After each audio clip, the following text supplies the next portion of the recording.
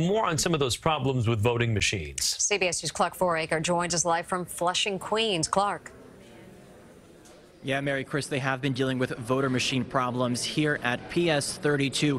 Right now, thankfully, the line not that long, but this morning, 3 of the 4 voter machines here were down, and as you can imagine, that led to very long lines. Technicians came here this morning. They got all 4 of the machines back up and running, but then recently, 2 of the machines have gone down once again. Thankfully, because we're in the middle of the day, the line not too long here. That scene very different, though, at PS 22 in Prospect Heights, Brooklyn.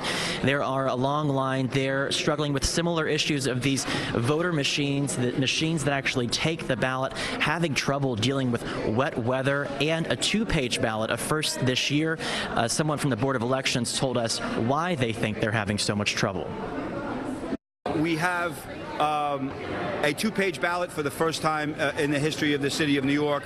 We're not seeing a higher percentage necessarily of ballot jams, but on the aggregate, when you have higher turnout and you have more paper passing through the system, you're going to have some issues. What has just been suggested to me here and seems to make sense is that the weather and people having wet clothing and perhaps ballots getting wet is contributing to that. The drier, the crisper the ballot is, the less issues you're going to have with the machine. So we're working on it. We did encourage people before Election Day to stay patient. We had a feeling that it was going to be a high turnout election. It's turning out to be that way. We have a 2-page ballot. We really need everyone to stay as calm as they can and to participate in the process. And we'll do our job on our end.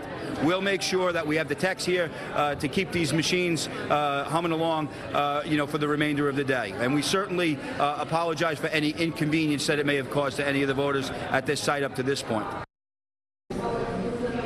Yeah, weather aside, the technicians and the poll workers trying to make the best of a wet day. The poll manager here tells me technicians in this area are floating between different voting locations to try and keep these machines, some of them which keep going down, up so that the lines stay short going into the afternoon. Live in Flushing, Queens, I'm Clark Fouraker, CBS 2 News.